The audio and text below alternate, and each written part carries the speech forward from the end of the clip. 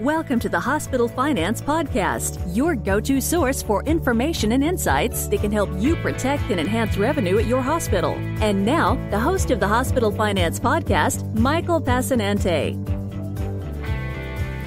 Hi, this is Mike Passanante, and welcome back to the Hospital Finance Podcast. Today I'm joined by Andrew Wilson. Andrew is the research team leader at the Altarum Institute's Center for Payment Innovation, formerly the Healthcare Incentives Improvement Institute, where he leads new research initiatives and provides consulting support to CPI's core activities and products. His research interests include risk adjustment, methods performance measurement, and the design of new payment models. In addition, he is a doctoral candidate in the Health Services Research Program at Brandeis University's Heller School for Social Policy and Management. For his dissertation, he's examining the application of network analysis in assessing integrated provider networks and the influence of these networks on healthcare costs and quality. And Andrew has joined us today to review the findings of a study he led entitled Debunking the Argument that the Bundled Payment for Care Improvement Program contributed to higher procedure volumes. Andrew, welcome to the show. All right, thanks for having me. So before we begin, can you just explain to our audience a little bit about what Allteram does? Sure. So Alltarum is a research and consulting organization. Much of their work in the past has been in these supporting the Department of Defense in TRICARE and the Veterans Affairs Administration in some of their healthcare issues and implementations. CPI is actually relatively new to Allteram. We were formerly the Healthcare Incentives Improvement Institute. We merged with Allteram at the beginning of the year, and most of our work is around the development of the Prometheus Analytics software. I'm not sure, perhaps some of your listeners are familiar with that, but it's kind of an episode grouper software that groups claims into episodes, and we use that for performance measurement and bundled payments. And so we work with payers as well as some providers on thinking about bundled payments and implementing bundled payments and providing technical assistance when they need it. Excellent. Thanks for that explanation. As I mentioned, the study we'll be discussing today is entitled Debunking the Argument that the Bundled Payment for Care Improvement Program contributed to higher procedure volumes. Andrew, can you explain why this study was initiated and what the goals were? Sure. So there was a study that was published in the Journal of the American Medical Association back over the fall by some folks at the Lewin Group and CMS and a couple of other organizations. And it was the first major evaluation of the BPCI program, and they looked in particular at major joint procedures. So the BPCI program as it relates to hip and knee replacements. And the primary goal was to look at the impact on costs and quality. And what they found was very promising for BPCI and what everyone was hoping, and that was that, relative to non-participating hospitals, BPCI participants were able to reduce their costs even further than what was observed overall. And mostly that was driven by lower use of post-acute care services. Importantly, they also found that there was no decrease in quality. So, lower costs, no change in quality, and they measured quality, by the way, in terms of readmissions, ED visits, and mortality. So none of those went up, which is a good thing. So that was a promising thing for BPCI. Now, as a secondary analysis in there, they addressed kind of this issue of whether bundled payments lead to higher volumes, because that's always been an ongoing, I guess you might say, academic discussion, because it's been mostly theoretical. But they did want to take a look and see whether that bore out or not during the first few months of BPCI. And when they looked at that, they looked at procedure rates on a per quarter basis. And when they compared the participants to non-participants in the post-intervention period, they found the results suggested there was maybe a slight increase, a bump in procedure rates among the participants, but their findings were actually statistically non-significant. So in the research world, we would say that there was actually no effect on volume. Now the issue came in for us with an accompanying editorial that was done by a prominent health services researcher in relation to this study. And he kind of, what he did in the paper was to sort of debunk the findings a little bit. And the way he did this was to actually take their findings around volume and almost accept them as facts. So even though the authors themselves didn't find a true significant difference in volumes between participants and non-participants, he actually kind of suggested that that was true, and then went on to show how if you take that finding and kind of multiply the numbers out to get to total costs, and you compare those total changes over time, you actually find that the participants decrease spending less than the non-participants. To us, that was a rather irresponsible application of the results, because we can't actually conclude from the findings of the study that that volumes were actually not higher among participants. And second of all, the authors themselves stated in the conclusions that, well, they did the analysis, but because the methods and the fact that they didn't have the complete universe of procedures, lower joint procedures that were completed, paid for by Medicare during that period, they really can't say a whole lot or be definitive about the impact on volume. So we really had a problem with the assertion that was made in the editorial. So our goal was to actually, go back to the data, see if we could get the full universe of the lower joint procedures, redo the analysis, and, support the findings of the original study that there was no increase in volume, and then see if we could do a secondary analysis to further refute the claims and show that maybe there were likely other factors that would explain the increase in volume over time. So that's where we get into this regional issue in the paper, but we'll get into that. Andrew, can you briefly go over your methods and the data you reviewed in your study? Yeah. So we worked with a group that we have a relationship with called CareSet, and they have access to 100% of Medicare claims over several years. And they provided us with the full universe of hip and knee replacement procedures performed at all hospitals in the United States over the period 2011 and 2015. Using that data, we then went and supplemented it with publicly available data from CMS indicating what hospitals were participants in BPCI and those that weren't.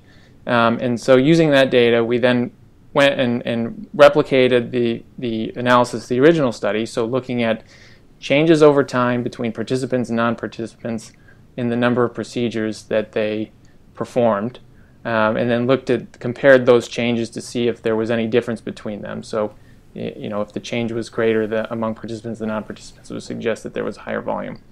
Of course, we looked at the raw numbers and the trends over time as well.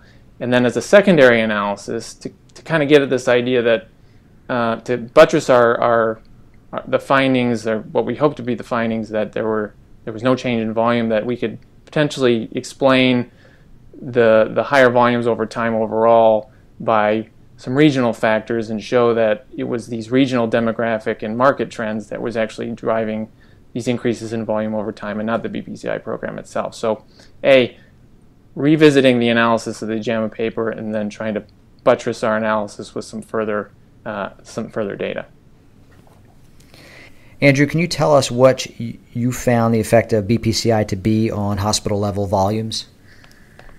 Yeah, in our primary analysis, our replication of the original JAMA study, we've essentially confirmed their results. We found that there were no differences in the change in volume before implementation of the BPCI program versus after. So participants did not perform more procedures than non-participants because of the BPCI program itself. And I think that's the main takeaway from our study, which is that BPCI itself does not seem to be, and we don't think it's associated with any increases in volume, despite what was in the assertions made by that editorial. Interestingly, when we looked at the raw data, and this is kind of a secondary piece to this, was that if you look at just the raw changes over time between participants and non-participants, the increases among the non-participants is actually greater on a percentage change basis than the actual participants.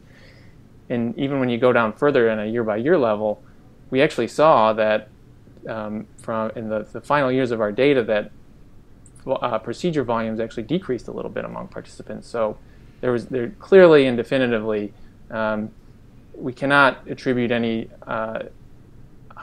higher volume or volume increases to the BPCI program. That just seems to not have happened. So BPCI alone didn't seem to increase the volume.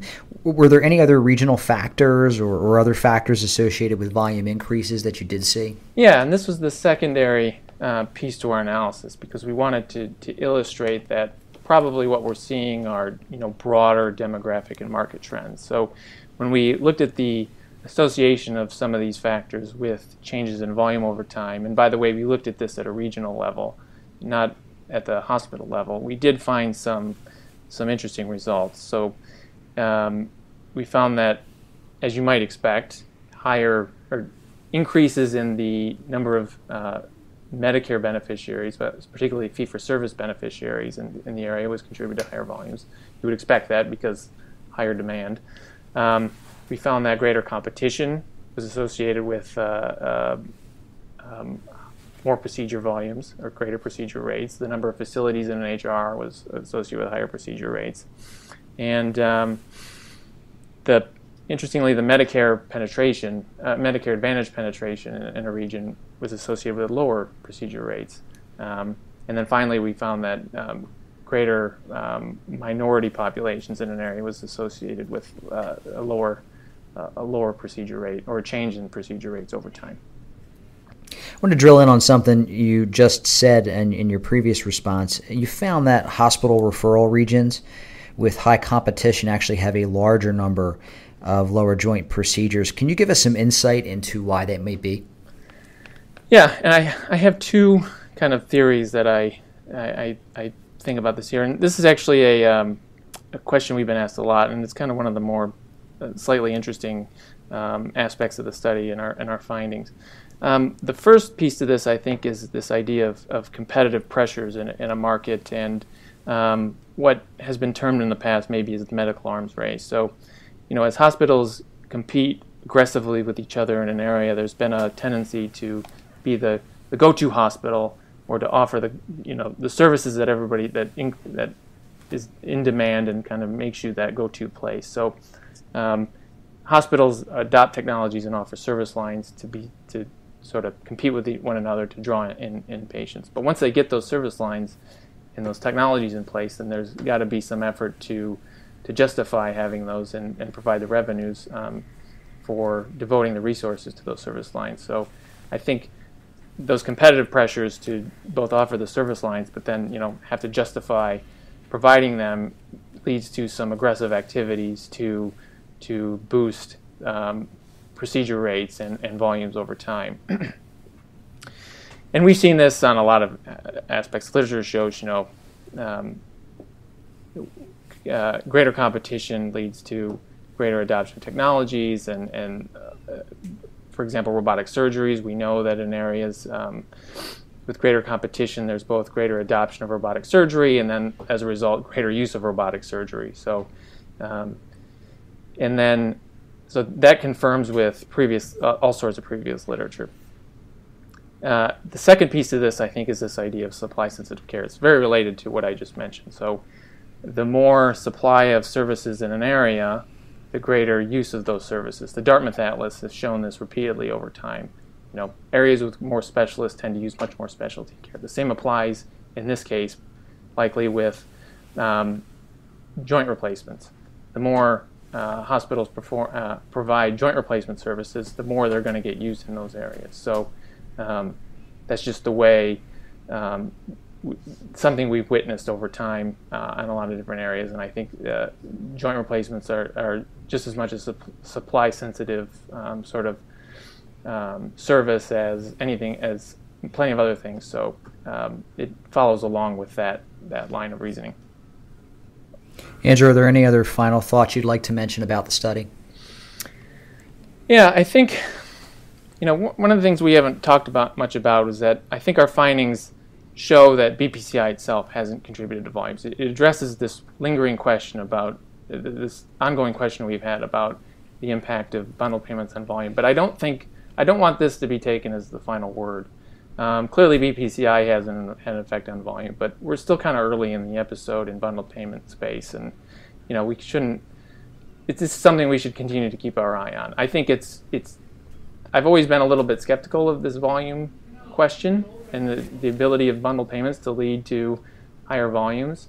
That's a really tough thing to do, is to manufacture things from a provider's perspective, but it's something we should continue to look at. So it shouldn't be taken as a final word, but it's possible that things could happen in the past. So let's look at it, but let's not get too crazy about worrying about this.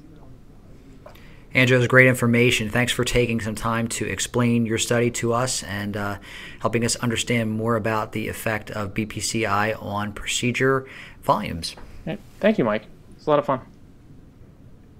If you have a topic that you'd like us to discuss on the Hospital Finance Podcast, or if you'd like to be a guest, drop us a line at update@bessler.com. This concludes today's episode of the Hospital Finance Podcast. For show notes and additional resources to help you protect and enhance revenue at your hospital, visit bessler.com/podcasts. The Hospital Finance Podcast is a production of Bessler Consulting.